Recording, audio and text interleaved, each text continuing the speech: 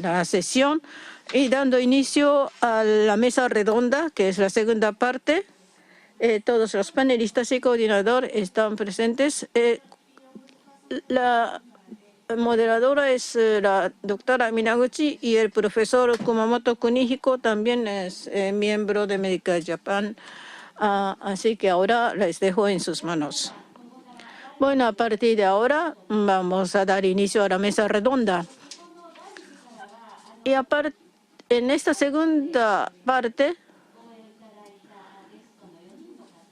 contamos con la presencia, además de las 4 oradoras, o representante de las afectadas, la señorita Nanami Sakai, es afectada y representante del grupo que hacen pleito, y la otra persona que está sentado como si fuera moderador es el doctor Bep, que es el representante de nuestro organismo o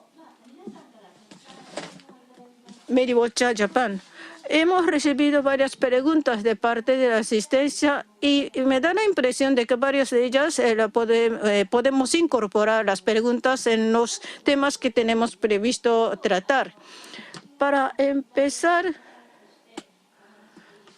bueno, dado que yo fui la primera oradora para explicarles sobre la situación general,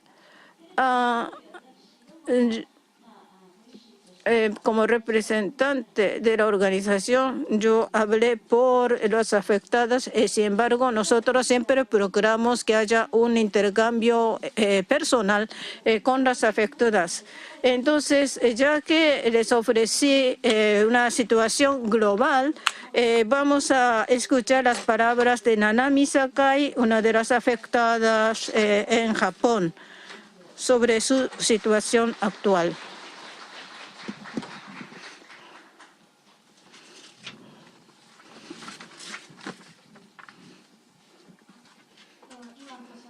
Tal como acaban de presentarme, me llamo Nanami Sakai. Les agradezco la nutrida asistencia. Yo tengo 23 años. Hace 7 años recibí la vacuna contra HPV. Antes de la vacuna era sana y aparte de los estudios escolares tenía mucha pasión al piano. Había recibido el primer premio en el concurso de piano de la prefectura. Disfrutaba en pleno la vida en el bachiller, siendo líder de un club estudiantil, participando en programas de estudio del inglés en Australia.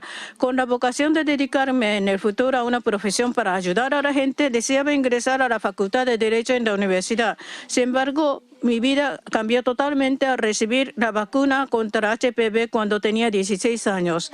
En febrero y marzo de 2011, cuando estaba terminando mi primer año en el bachiller, recibí inyecciones de Cervarix. Tras la primera inoculación, dejó de llegar la menstruación, que había sido regular. La noche del día siguiente de la segunda inyección, de repente me desmayé al terminar de bañarme para tener temperatura de cerca de 40 grados. Consulté con el médico y dejé de recibir la tercera inyección. Luego empezaron a presentarse sucesivamente varios síntomas que antes no había tenido.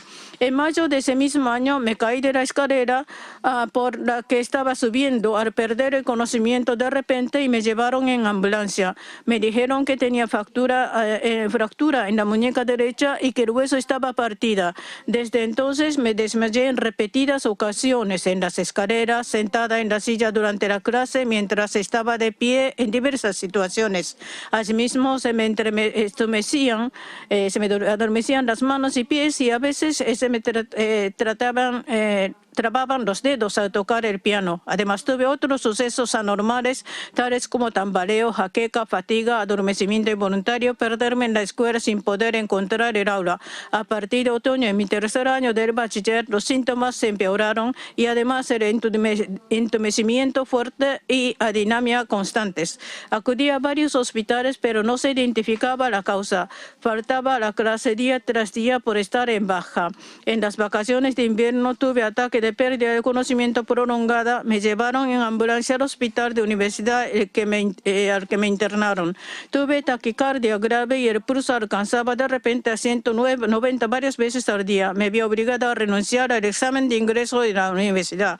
Sentí despecho, pero decidí dedicarme a curarme durante un año, imaginándome disfrutando la vida universitaria dentro de un año, pero la realidad fue diferente. Los síntomas seguían agravándose. Sufría de desmayos que me sorprendía cuando andaba por la calle, durante recesos en la escuela preparatoria, en el tren cuando me dirigía a la escuela, en la escalera de la estación, en el camino a mi casa. En mi primer año preparándome para el examen universitario, solo en abril logré ir a la clase. Empezaron las convulsiones en las extremidades y ya no podía caminar sin bastón. Después de haber perdido el conocimiento, no podía levantarme debido a la dinamia en el cuerpo entero, y si se presentaba el síntoma de rigidez, el dolor era inaguantable. Me transportaron al hospital en ambulancia varias veces, pero a veces me dejaba abandonada durante varias horas, diciendo que no hacía falta atenderme al tratarse de ataque de histeria. Estaba sin poder someterme a algún tratamiento y dificultades de memoria, aprendizaje y movimiento se pusieron peor en un golpe. Empecé a no poder leer las letras chinas, tardar tiempo para comprender un texto y fui incapaz de progresar en mis estudios. No pude ponerme de pie debido a dinamia ni sentarme en la silla porque no podía sostenerme y me caía al costado. Necesitaba la ayuda de mi madre para bañarme o defecar. Requerí la silla de ruedas para trasladar. Se me hizo difícil recibir exámenes debido a la falta de fuerza corporal y considerando la dificultad de memoria, me resigné de nuevo de recibir el examen universitario. En el segundo año de graduada en el bachiller, busqué un hospital donde me daría tratamiento y fui al hospital muy distante, viajando 5 horas por la autopista. Allí me hicieron por primera vez un reconocimiento detallado y me diagnosticaron dificultades de funciones cervicales superiores. Me sometí a terapia de pulso con esteroides durante un año y se mejoraron algunos trastornos de memoria. Me vi obligada a cambiar de especialidad, pero tuve una gran alegría al ser admitida a la universidad tras 2 años. Sin embargo, la terapia no tuvo efectos relevantes a otros síntomas de funciones corticales superiores, ni las dificultades de movimiento, ni pérdida de visión. Todos los días mi madre se encarga de llevarme y traerme de la universidad en coche. Mis manos carecen totalmente de fuerza, soy incapaz de hacer más de 2 cosas a la vez. Por ejemplo, no puedo tomar apuntes escuchando a profesores, por eso cuento con la asistencia de apuntación. Y como no puedo recordar la disposición de las aulas ni cómo llegar a las mismas, no puedo ir de una hora a otra. En el campus aprovecho el apoyo para los estudiantes discapacitados. Los síntomas continúan agravándose aún después de ingresar en la universidad. A partir de mayo del año pasado, cuando de repente tuve adinamia en el cuerpo entero, no puedo dar la vuelta en la cama ni levantarme sola y ando en sillas de ruedas en casa. Hace un año que estoy sin poder ir a la universidad. Necesito asistencia desde que me despierto en la mañana hasta que me acuesto en la noche. Desde el primer año en la universidad estoy sometida a hipnoterapia. Es una terapia penosa, pero continúa esperando mejora. Mi cuerpo ha presentado innumerables síntomas hasta hoy. No solo se agravan los síntomas, sino se agregan síntomas nuevos, quitándome el funcionamiento autonómico como ser humano. Sin embargo, en el hospital universitario asignado como entidad médica colaboradora de casos como el mío, los médicos me dijeron que me olvide de haber recibido la vacuna contra HPV y acepte la vida en la silla de ruedas. Son pocas las instituciones médicas que tengan comprensión. Tardé 3 años para llegar al hospital que me den tratamiento apropiado. Sufro despecho pensando lo que hubiera sido de haber podido recibir tratamiento adecuado inmediatamente después de que empezara a presentarse síntomas. Hasta hoy consulté con más de 25 instituciones médicas y me hospitalicé 33 veces. Hace más de 7 años que sufro desde que he sido afectada. Mis compañeras de bachiller ya forman parte de la fuerza laboral. Hay muchas cosas que deseo desafiar si fuera sana.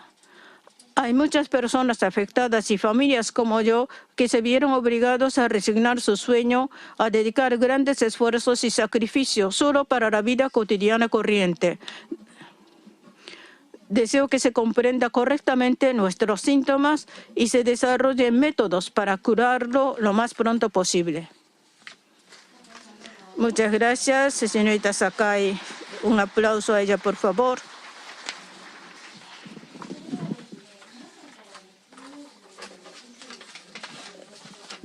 Bueno, hemos leído algunos cuestionarios. Uno de ellos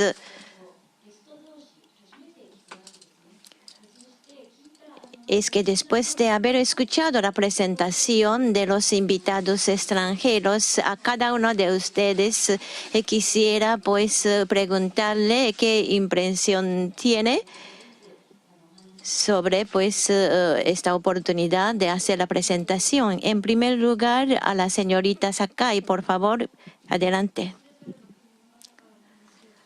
Después de haber escuchado la presentación de los invitados, nos encontramos que síntomas son comunes y la reacción por parte de los médicos y el gobierno también son los mismos. Y en cada país, pues me alegro saber que están creciendo las actividades y está aumentando la comprensión, pero todavía no es suficiente y tampoco existe el medio de atención médica. Muchas gracias. Ahora, Mónica, por favor.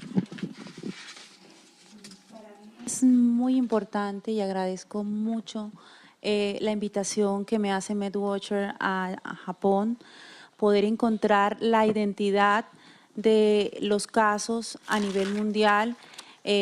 Lo comentaba con mis compañeras, el hecho de que parece que nos hubiéramos sentado todas y puesto de acuerdo para decir, primero la sintomatología, luego los diagnósticos, luego la actitud por parte de los gobiernos, el trato discriminatorio en contra de las víctimas. Es importante que la unión y la información que estamos dando hoy aquí en nombre de todos los países sea difundida a nivel mundial, porque lo que se pretende, y creo que queda en claro hoy en esta reunión, es que los medios, los gobiernos y sobre todo las multinacionales farmacéuticas, Merck, Sharp & Dohme y GlaxoSmithKline, piensan que los padres somos tontos.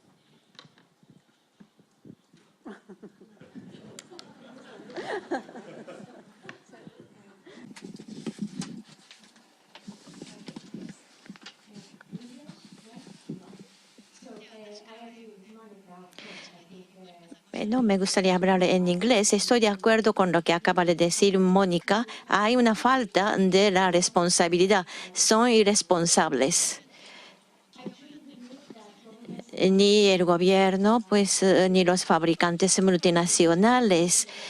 Estoy segura de que ellos han cometido un gran error.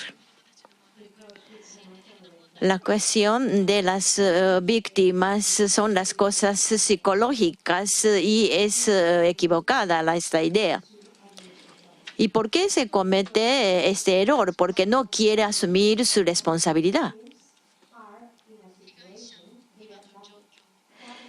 Observando la situación de las afectadas, quienes sufren de dos cosas, doblemente está sufriendo por los síntomas que sufren al mismo tiempo y es otra víctima de no ser atendidos por tratamiento médico adecuado.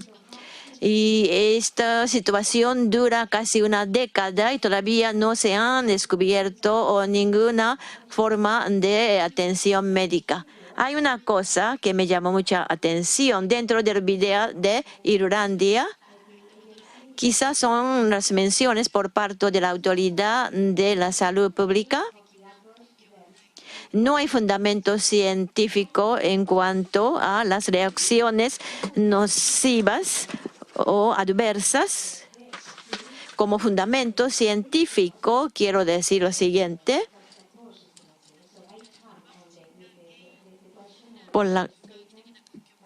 Y tampoco hay fundamento de que no hay efecto directo de la vacunación a el sufrimiento de los afectados.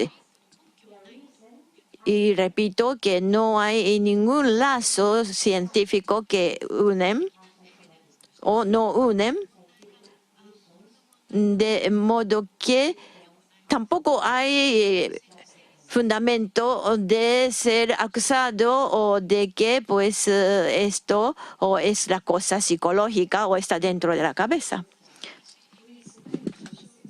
El primer ministro, la primera ministra, a mí en el año 2017 tuve un encuentro con mi hija. Fue una reunión privada a nosotras dos y la primera ministra y su secretaria. Y entonces ella vio las bolsas de vitamina y otras cosas y entonces me dice, ¿a quién le puedo decir? Le dije. Usted es primera ministra, yo quiero que nos den los resultados. No es que yo esté haciendo la hospitalización forzada. Entonces, ¿a quién le puedo dirigir? Le pregunté a la primera ministra. Un mes después llegó una carta de parte del ministro de Salud. Tanto CBC, EMS como Organización Mundial de Salud dice que viendo las evidencias no hay nada que indique la conexión con las vacunas. Entonces yo pregunto, ¿de quién es la responsabilidad? No es mi responsabilidad porque yo he hecho que mi hija fuera inyectada por todas las vacunas y también pues presenté el consentimiento para que la vacunaran y dije que estuve de acuerdo con que mi hija se sometiera a tratamiento para ella y pedí explicaciones, pero ningún médico nos ofreció explicaciones. Los neurólogos o los psicólogos dicen que puede ser neurológico, pero no podía dar evidencia. Entonces pagamos $200 al médico de hogar para que hiciera el reconocimiento, pero después del análisis él me dice no puedo identificar la causa. Y entonces, ¿quién dirá que sí, es verdad, hay problemas? ¿Quién comprenderá? A un médico especializado o que pueda hacer cara a los daños que causa la vacuna. Esto no es psicológico, es una enfermedad. Eso es lo que quiero que comprendan. No es que nosotros, los padres, las hayamos hecho enfermas. Los de servicio social dicen que nos llevaron a las niñas, es decir, nosotros las cuidábamos, pero la familia se dispersó y mi hija está bajo la administración, bajo la custodia del Estado. Eso no es nada de lo que desean los padres. Nosotros necesitamos de apoyo. Alguien tiene que asumir la responsabilidad. Señorita Anta, por favor. En primer lugar, quisiera dar agradecimiento por una presentación muy valiente de una de las víctimas y después de haber escuchado me doy cuenta de que el mundo está prestando atención a esta situación. Tenemos la responsabilidad de escuchar las voces de las jóvenes y tenemos que apoyar para la investigación adecuada para que todas las jóvenes que se sufren de grupo de los síntomas tienen que desaparecer. Nunca son las historias inventadas. Y nosotros, los padres, no queremos desaparecer. Tenemos que mantener nuestra responsabilidad y nuestro deseo de curar a mis hijas. Y tengo entendido, tenemos el reconocimiento que la vacunación tiene ventaja y desventaja y pueden pasar algunas incidencias a la minoría, pero nosotros tenemos que establecer la responsabilidad y para pues recuperar la vida adecuada de estas niñas, porque en todo el mundo muchas jóvenes se sufren de los mismos síntomas. Y luego tenemos que evitar a las niñas que se encuentran en el riesgo de reacciones adversas. Tenemos que establecer una relación de ganar y ganar y tenemos que exigirle a los fabricantes que hagan la vacuna sana y salva. He escuchado las opiniones de ustedes y dentro de algunos papeles de cuestionario y se da cuenta en que encontramos lo que está sucediendo en todos los países del mundo o casi iguales. Y dentro de PowerPoint estaba mencionando los síntomas duplicadas o plurales. Y gracias al informe detallado de los países, a todos nosotros nos han dado la impresión de que son casi todos iguales. Y que en cualquier país, pues la tasa de informes sobre las reacciones adversas en relación con otras vacunas es muy alta, es una cosa muy relevante.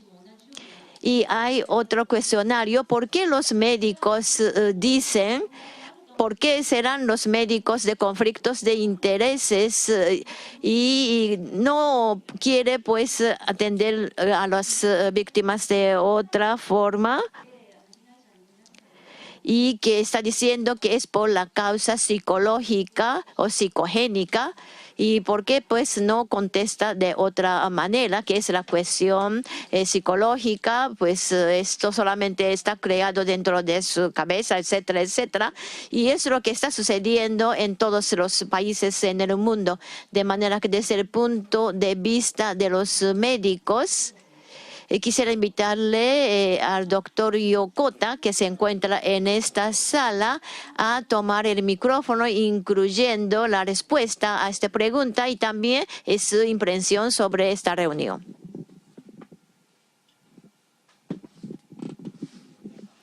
Muchas gracias a todos ustedes. Me llamo, soy doctor Yokota y soy pediatra.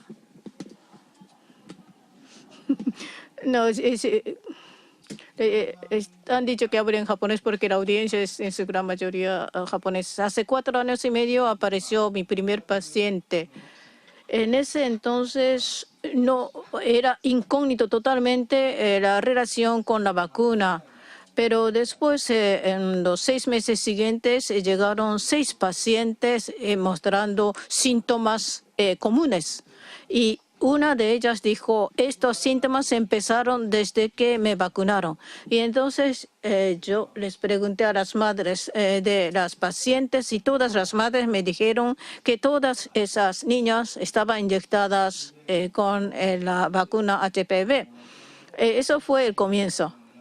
Cuando al escuchar las ponencias, tal como dijera la doctora Minaguchi, nos damos cuenta de la similaridad de síntomas entre distintos países.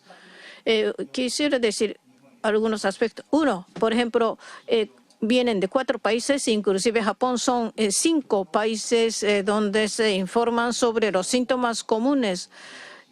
Hay una organización, SOC, es un método para poder hacer estadísticas entre nosotros, los médicos japoneses y los médicos de los respectivos países. Quisiéramos hacer una investigación desde el punto de vista médico. Por consiguiente, haga el favor de participarme sobre los médicos en sus países que les están dando tratamiento. Bueno, otro es que hay 68 pacientes conmigo.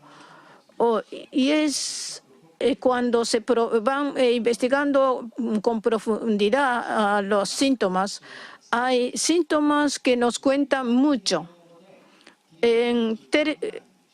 Y hay síntomas que es arriesgado contar con términos comunes. Por ejemplo, todas tienen jaqueca. Pero si cuando le pregunto cómo definen sus jaquecas, entonces hay quienes tienen jaquecas que nunca habíamos encontrado. Por ejemplo, dicen que tienen dolor como si le estuvieran atando la cabeza. o otros que sienten como si fuera pulsos, pero entre mis pacientes hay varias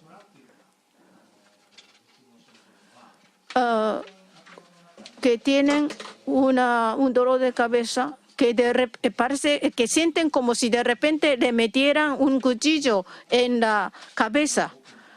Y entonces se siente un dolor muy fuerte detrás de los ojos. Y luego tiene náusea. Es un síntoma que un pediatra no había oído nunca. Entonces, yo pienso que no se debe de definir simplemente como jaqueca o dolor de cabeza. Entonces, en ese sentido, quisiera hablar con los médicos de los países que ustedes representan y de otros países desde el punto de vista médico. Y también cuando los examinan cuando están graves los síntomas, igual pasa en los médicos japoneses, pues suelen decir que son problemas psicológicos o mentales. Entonces he venido pensando el por qué y tengo una especie de respuesta. En la medicina clínica actual, que, bueno, habían dicho que algunos médicos le dijeron que no hay conexión científica. Entonces, porque la medicina actual es en base a exámenes y reconocimientos. Entonces, lo que no aparece como en el resultado del examen, dicen todos que es psicológico mental. Y yo conozco a un neurólogo de prestigio y él me da consejos con sus consejos yo he hecho análisis. Lo que está aclarado con la medicina es corporal. Por ejemplo, que hay problemas en el hígado o hay problemas en riñones y también enfermedades neurólogas. Sin embargo, respecto a las enfermedades mentales, es muy ambiguo. Biológicamente es muy ambiguo. Por ejemplo, la depresión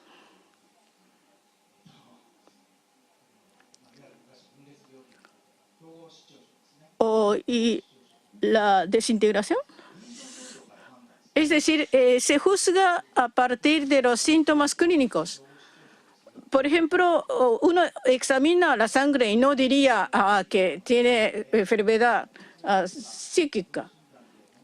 Entonces, hay enfermedades que desde el punto de vista de medicina se pueden definir en base a los exámenes de sangre y de otros que, como no se sabe, se consideran psíquicos. Pero en caso de estas afectadas de vacuna HPV, hay en la parte del cerebro donde conecta todo movimiento como un ser biológico. Y de las enfermedades que surgen, las irregularidades o anormalidades, si se investiga esto, aparece en una parte del cerebro. Y la mayoría de casos, por ejemplo, trastornos de sueño, es eso. En caso de muchos, por ejemplo, trasnochan para estudiar y tienen dolor. No es el caso. Hay una parte en el hipotálamo. Parece que por trastornos ya se deja de identificar si está de noche o de día. Lamentablemente, no hay medicina para mejorar el funcionamiento de esto. Entonces, lo único que podemos hacer en el momento actual es hacer algo para aliviar un poco el síntoma. O sea, porque ahora no se puede llegar a tálamo. Es decir que desde el punto de vista de la medicina clínica, los síntomas que presentan las afectadas son las que no han sido definidos, no tienen definiciones claras. Y últimamente se ha visto que el tálamo tiene mucho que ver. Entonces, a partir de aquí podemos pensar en cómo tratar en el futuro. Muchas gracias.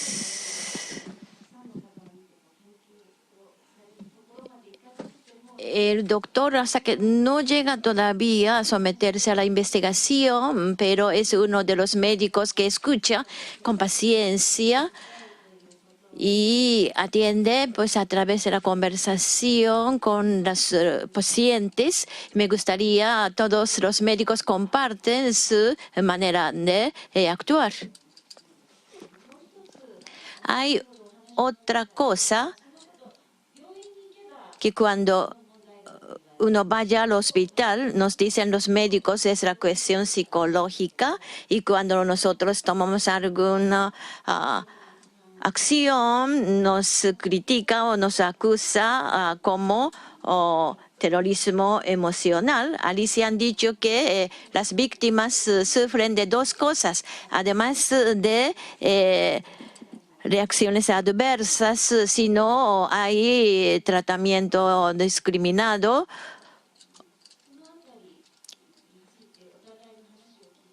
Y sobre esta cuestión, pues entre ustedes, ¿hay algún comentario especial? Cualquier persona. Me gustaría hablar sobre el terrorismo emocional.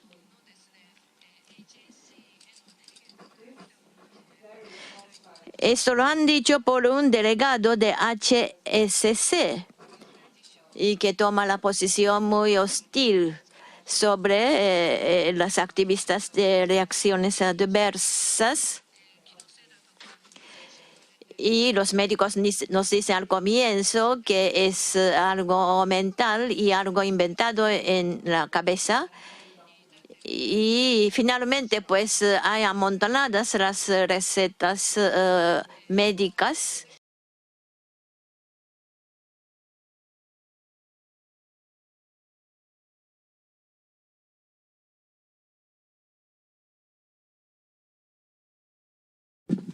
¿Alguna otra persona? Quisiera comentar respecto al tratamiento que nos han dado a las familias que han denunciado los efectos adversos en el mundo. Pero primero quería felicitar al doctor Yakuda por la valentía, porque encontrar médicos que verdaderamente quieran hacer una investigación seria y escuchar a las víctimas es muy difícil. En mi país hay algunos grupos de investigación que también han sido valientes y que han cumplido con el juramento hipocrático. Desafortunadamente, la mayoría, y sobre todo de pediatras en el mundo, han desestimado los graves daños producidos por Gardasil. Frente a la afirmación de que las personas que denunciamos los efectos adversos somos criminales o terroristas, considero que es un absurdo tratarnos a las personas que cumplimos una obligación legal de denunciar. La obligación del paciente es denunciar el efecto adverso. Ese es el deber. Y el deber de la autoridad de salud de todos los países es escuchar a la víctima. Nosotros estamos en la legalidad. Los criminales y los terroristas son quienes quieren callar esta situación. El tema de los conflictos de interés es tan grave a nivel mundial que estos médicos con claros vínculos, por ejemplo, en mi país hay médicos que han hablado a favor de la vacuna y minimizado los efectos adversos y son, por ejemplo, una médica es hermana de un representante legal de Merck Sharp & Dohme. Nubia Muñoz, la candidata al premio Nobel, que tanto ha aclamado a la vacuna y que nos dice antivacunas, es consultora de la multinacional Merck Sharp & Dohme. Cuando conocí personalmente a Nubia Muñoz en Colombia y le expuse los casos de efectos adversos, me acerqué a ella y le pregunté, ¿usted quiere conocer los cientos de reportes adversos que hay en Colombia? Y me dijo, yo no lo quiero conocer porque estoy retirada, ya no ejerzo. Me pregunto,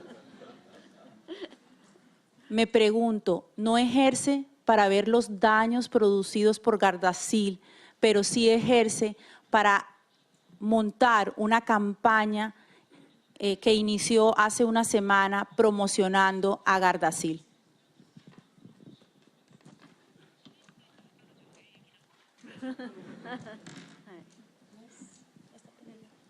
Okay, I would like to say that, okay, yes, what the doctor said is very important. El punto que ha señalado es muy importante. ¿Puedo hablar? Por ejemplo, cuando empezó hace 7 u 8 años este problema, en aquel entonces, Autoridad de Salud Pública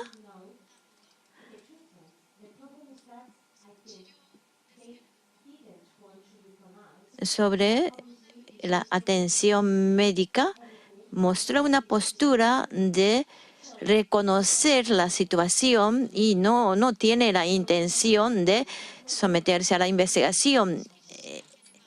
Si no reconoce que existe el problema, no se progresa nada, no se avanza nada. El reconocimiento de la existencia de esta situación es importante. Después de haber pasado varios años y este problema se está agravando cada vez más, y quizá un día en el futuro ellos tienen que parar este avance y tienen que dedicarse a las reflexiones sobre la situación, porque antes de la vacunación ellas habían sido muy sanas. Muchas gracias. A mi lado está el doctor Bepp y estoy pues acompañándole como una coordinadora, pero señor Bepp, el doctor Bepp también quiere hacer un comentario, le invito a él. He preparado algunas diapositivas.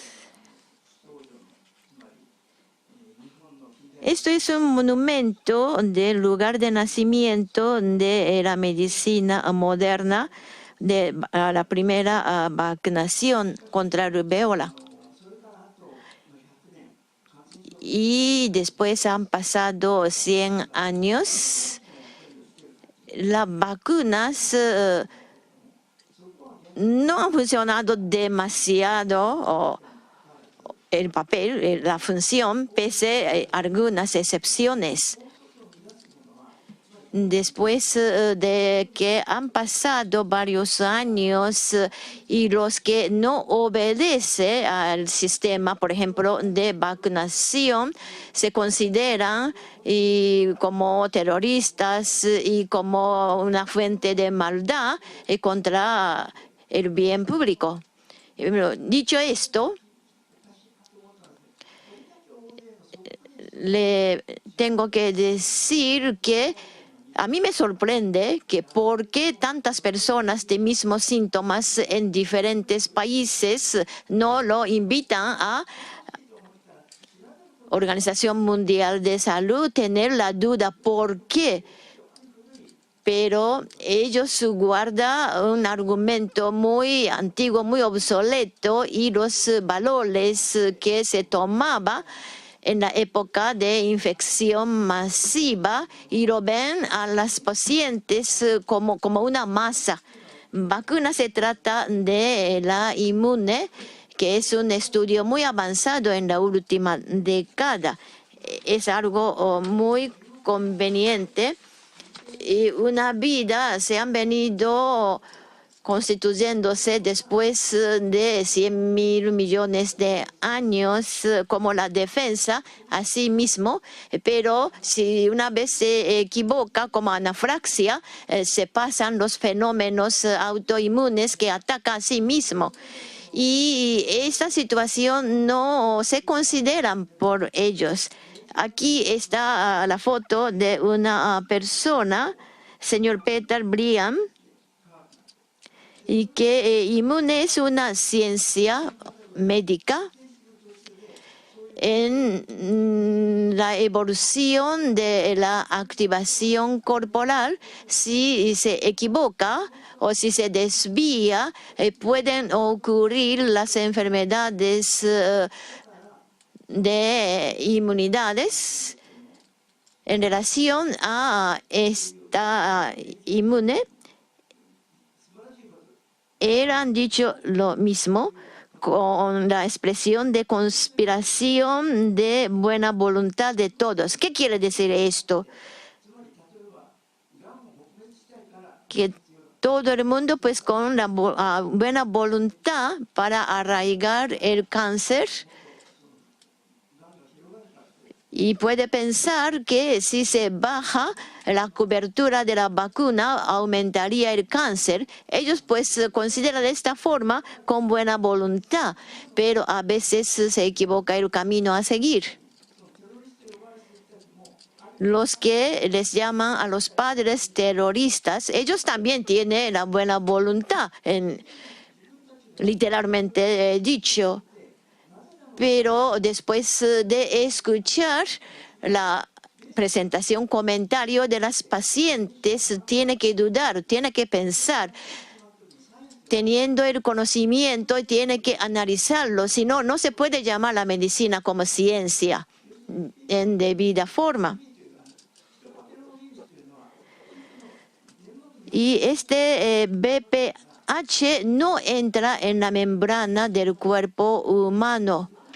Así que se pueden quedar ahí sin tener la inmunidad. Y a veces, aunque se infecciona naturalmente, pues no salen los síntomas.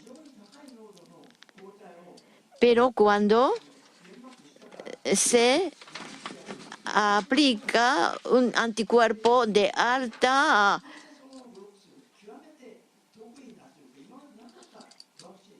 concentración, puede evitar la invasión o la entrada de las causas de infección.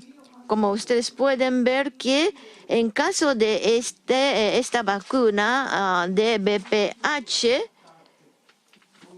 una vez en otros casos de virus, al comienzo aumenta la resistencia, luego baja, o como ustedes ven, viene cayendo. Pero en caso de HPV no es así. Mantiene un nivel muy alto de protección durante mucho tiempo. Entonces tenemos que ver por qué se debe este efecto.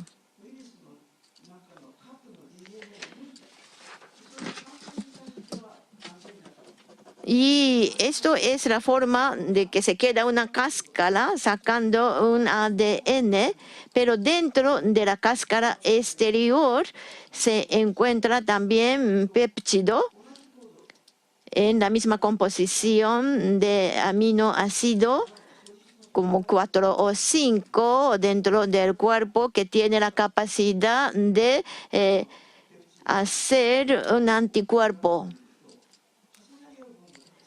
Y se puede encontrar unas líneas y unas filas duplicadas, por lo que pueden pues aumentar la fuerza de anticuerpos por este tipo de la vacuna, según el informe presentado en el último momento.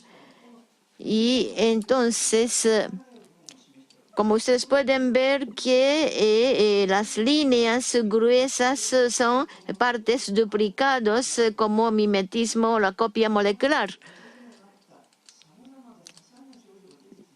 Y entonces no nos extrañan que puede aparecer pues una variedad de los síntomas presentados hasta ahora, pero los que promueven este virus no consideran esta realidad,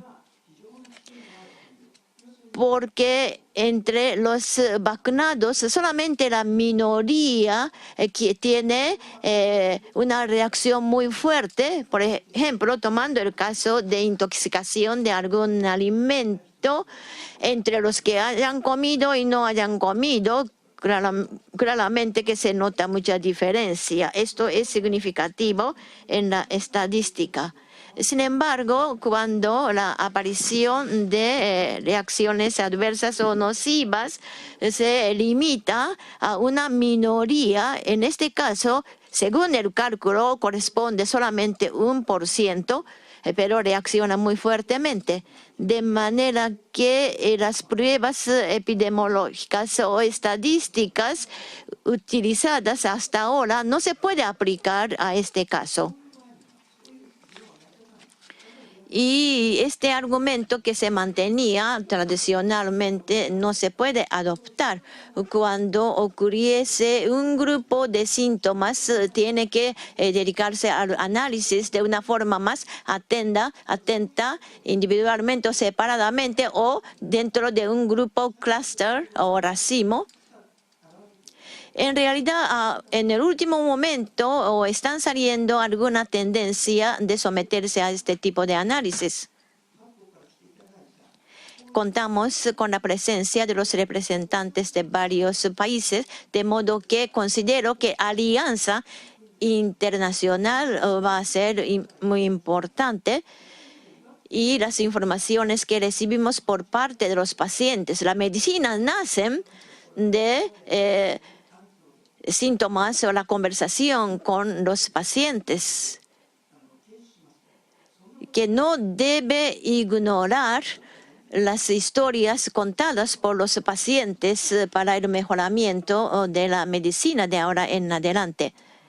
De manera que, pues, como para concluir todo lo que hemos hablado, y que tenemos que reconocer que estamos haciendo frente a una nueva situación, y tenemos que dar importancia a cada caso individual en este caso. Muchas gracias por indicar algunos aspectos muy elementales. Como se ha dicho, todavía no está evidenciado científicamente sobre el mecanismo, pero aquellos que critican diciendo que es demagoga o que es anticientífico, en realidad no saben que las investigaciones se están realizando o análisis clínicos también, como ha mencionado el doctor Yokota, y están haciendo experimentos con ratas y también hay diferencias en clústeres. Todavía, científicamente, todavía no hay una evidencia que cubra 100%. Pero en caso de drogas, hasta que no haya evidencia que cubra 100%, es igual que no existe el efecto. Eso es lo que indicó Alicia. Y yo a mi lado está una persona queriendo hacer uso de palabra pese a que es coordinador o moderador. Yo era periodista de la emisora nacional NHK y era director también de estas informaciones, de las primeras. Entonces, yo siento el pecado de los periodistas de haber promovido la guerra de Japón contra Estados Unidos y el mundo. Entonces, en la universidad estoy viendo la historia de los reportajes acerca de los casos nocivos de medicinas. Cuando encontramos que no hay especialistas de este tipo. Por ejemplo, hubo una enfermedad llamada SUMO en Japón, una medicina que que afectaba a los nervios. Los pacientes llegaron a tener mucho dolor, dolor intenso. Pero cuando llegó estos pacientes a los médicos, nadie pensó que esto podía ser efectos de medicinas, porque hay muchas otras enfermedades que generan dolor en las piernas. Y cuando hay una concentración de los síntomas en una familia, entonces dicen, esto es contagioso, es virus. Y mientras que había dos teorías, que se debía al medicamento, otros que era contagioso, algunos decían que no, porque esto es histórico. Entonces, los que están aquí, ninguno duda de la relación que hubo de esos problemas con la medicina.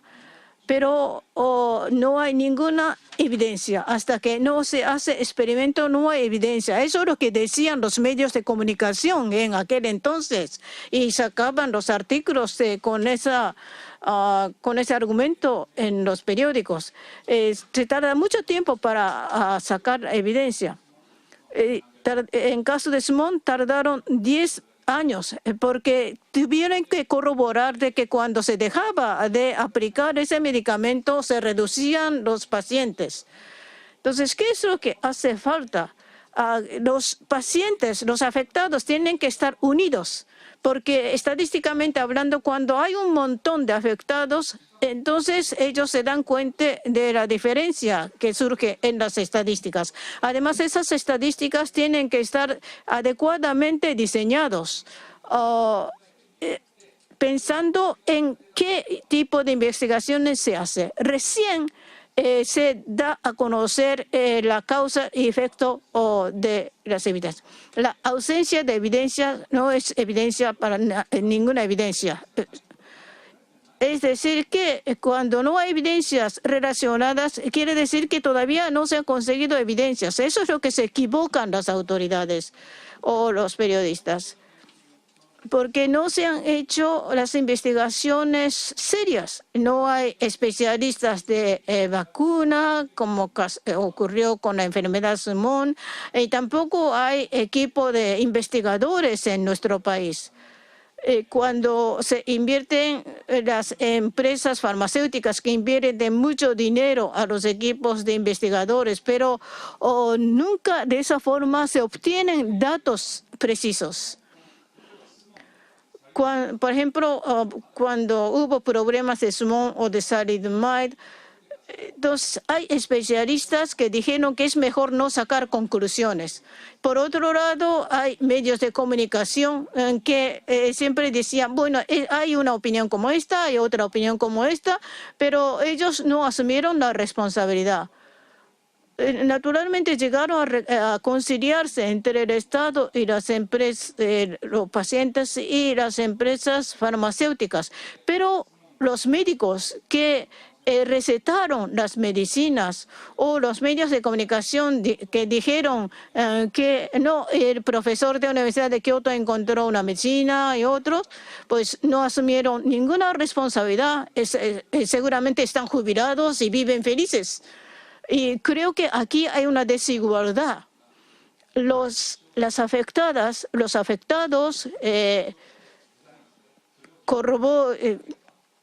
hasta que los afectados si yo quiero decir, si ellos no aceptan la realidad hasta que los pacientes realizan sus propias investigaciones. De los reportajes que hice, solamente los efectos de la vacuna MMR que tuvo sus efectos secundarios, al final surgieron un paciente por cada 700 o 800 personas. Y en aquel entonces había una reunión secreta en el ministerio y nosotros sacamos los datos confidenciales de esas reuniones.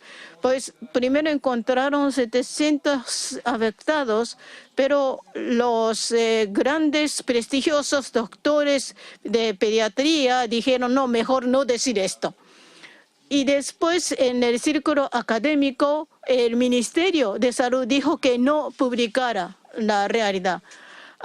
Y decían, cuando el Ministerio dijo que si esta tasa de apariencias se podía controlar, entonces los médicos dijo no se preocupen porque hay tasas más elevadas con otras enfermedades menos serias, o sea que ellos tenían una confianza total en las vacunas y aprobaban la vacuna porque decían que traía una tasa inferior a una infección masiva. Y eso era porque las empresas farmacéuticas habían cambiado las raíces sin ser aprobados y preparaban las medicinas. Eso es lo que se aclaró después. Los especialistas que creían en los productos pues no sabían de ese fraude que habían hecho. O sea, las empresas farmacéuticas hicieron medicinas sin las recetas oficialmente aprobadas, pero no había forma de enterarse. Y los especialistas que no sabían nada de ese fraude, de ese engaño, siguieron diciendo, oh, no, está bien utilizar esa medicina.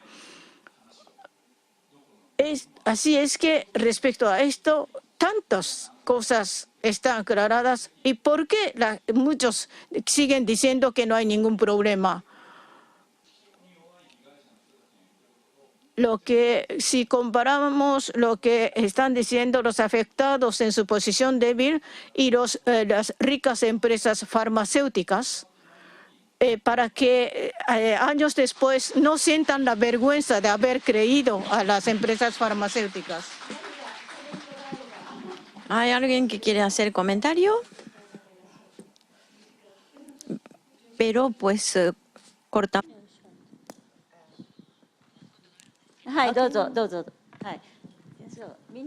Adelante. Todo el mundo quiere hablar, ¿verdad? Very quickly, thank you very much for this.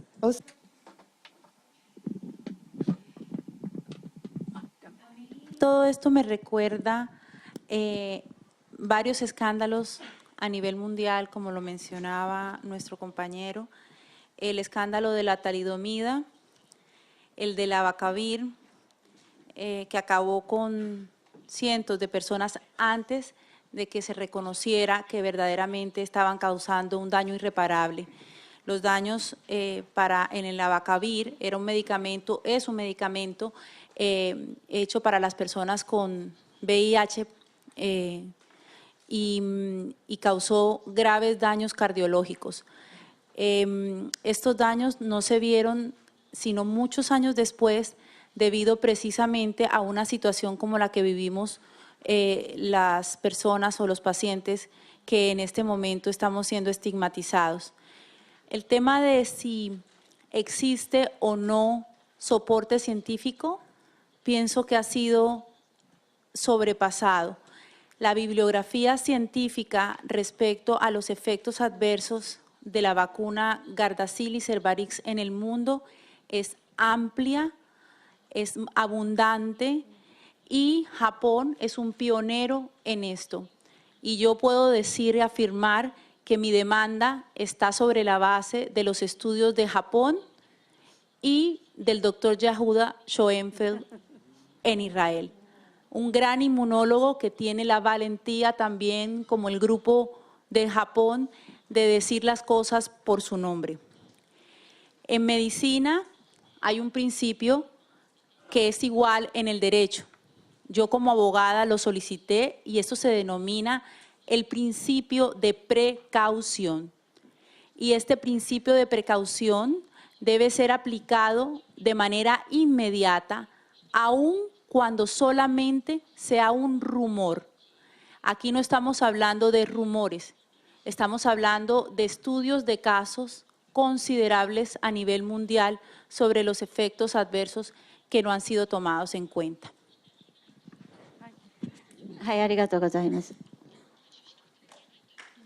はい。はい。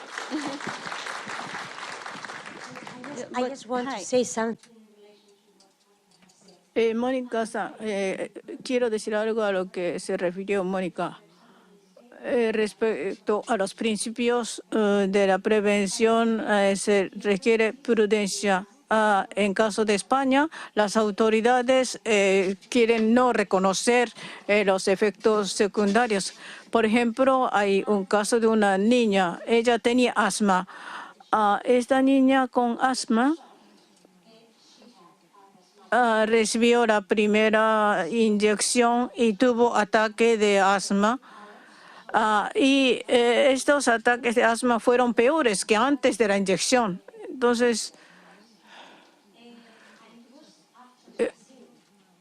y cuando los padres dijeron que estos ataques de asma ocurrieron después de la inyección y el médico dijo que no tenía nada que ver. Lamentablemente los padres creyeron lo que dijo el médico y lamentablemente la niña recibió la segunda inyección y tuvo ataques de asma muy graves. Fue internada en el hospital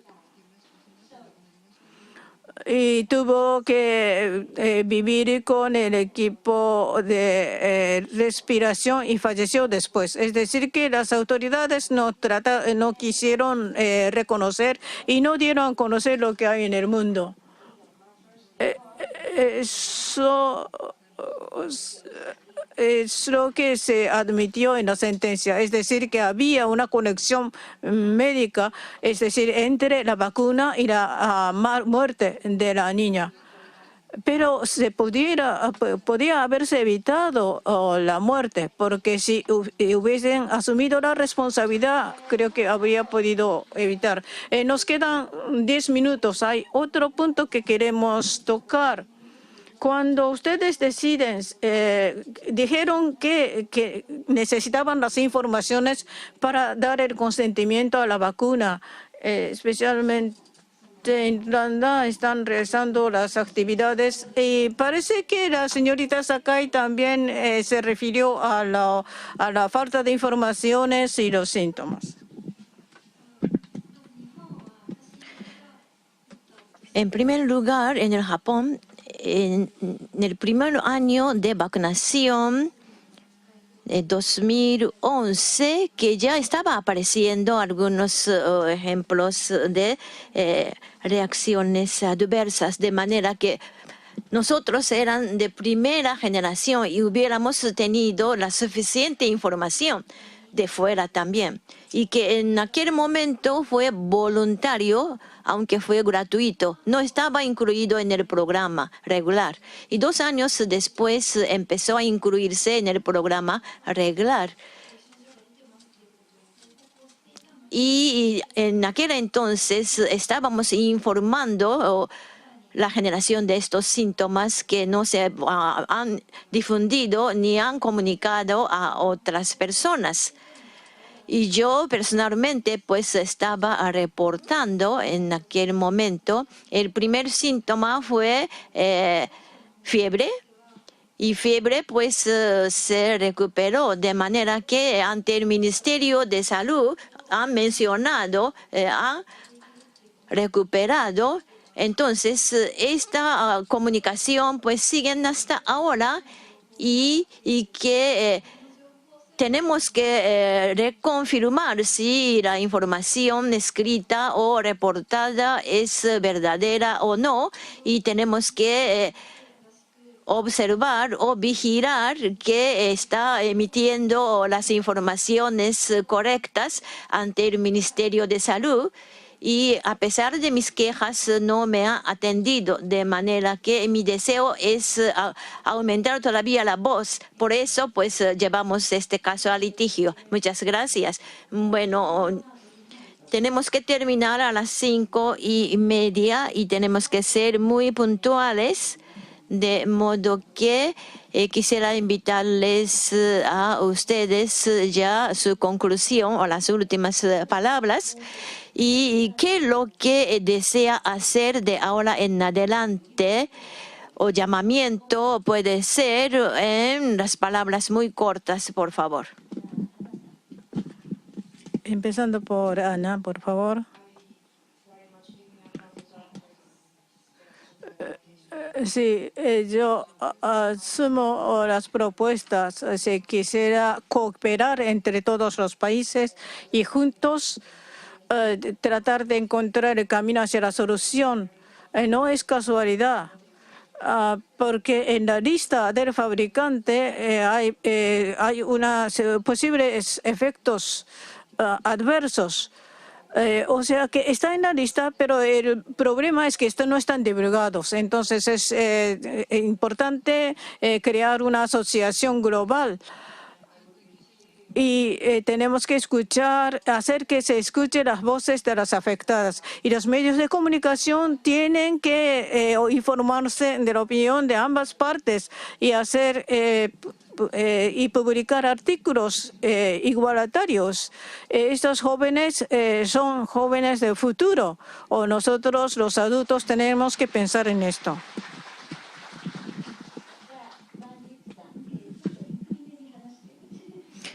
Por favor, hablen despacio.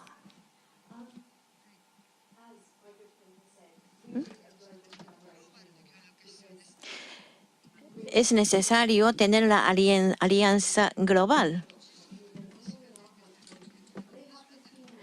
porque el camino que siguen algunos médicos no siempre es correcta, pues en un límite de 15 minutos es difícil dar un juicio y tienen que atenderle a cientos de los pacientes. Es la vida médica y es solamente de 10 minutos el tiempo que se presta para cada paciente, o 15 minutos puede ser, pero y los médicos tienen que observar también o preguntar y evaluar la situación en que se encuentra.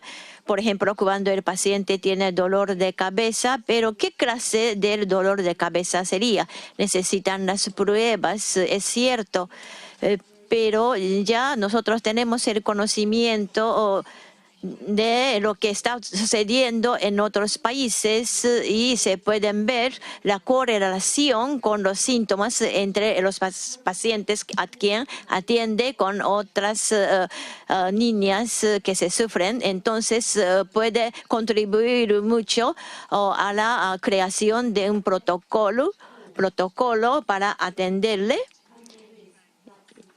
Y de esta forma podemos acercarnos a saber los lazos. En este caso ya no se puede ignorar. Y nosotras, las madres, seguimos esos esfuerzos y las madres hubieran tenido la vida más divertida sin que no se habrá pasado esta situación a las hijas. Y nosotros tenemos una voz dolorosa, pero seguimos. Alicia, por favor. Sí, lo que quisiera decir para finalizar es que las adolescentes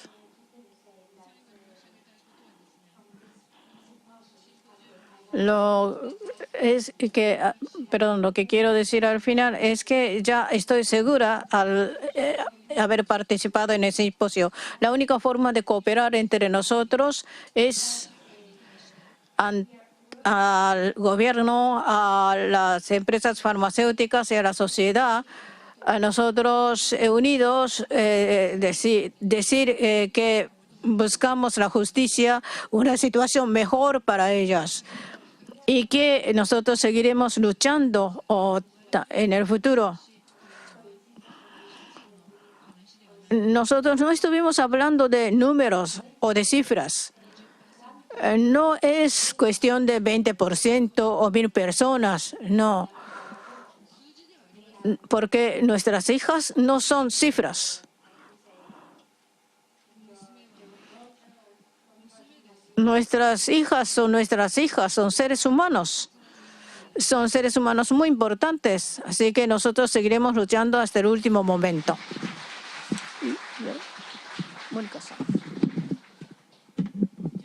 Que daría como una conclusión estos puntos. Primero, hay un deber de escuchar al paciente.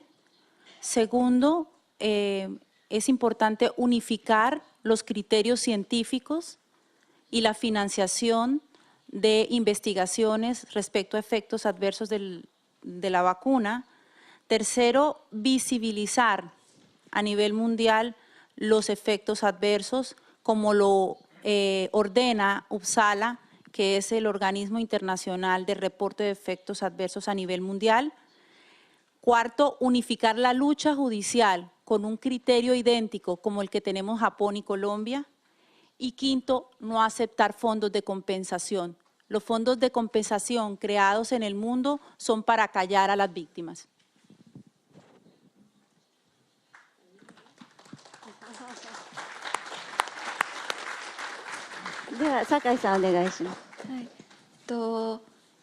Señorita Sakai, por favor, si al haber escuchado las ponencias, lo que más frecuentemente oímos que esto ocurre solo en Japón, pero me di cuenta de que no es limitado a Japón. Entonces quisiera que se compartan las informaciones para desarrollar los tratamientos. Pero yo como afectada no puedo estar esperando porque quiero ir a la universidad, alguien quiere formar parte de la sociedad laboral. Entonces, también quisiera que se piense qué hacer ahora, en este momento, o para que el gobierno haga cara de alguna manera. Muchas gracias. A partir de la 1:30, este simposio ha durado unas 5 horas. ¿Qué tal? Me ha parecido muy corto el tiempo, pese a que estuvimos 5 horas. Muchísimas gracias a todos.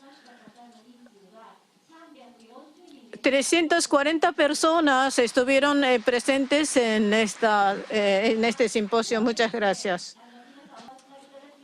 Muchas gracias por su asistencia en el simposio. Deseamos llegar a la solución verdadera de la vacuna HPV y empezar la cooperación a nivel internacional. Yo creo que ha sido un punto de arranque para lograr eso. Muchas gracias a todos. Un gran aplauso a los panelistas, por favor.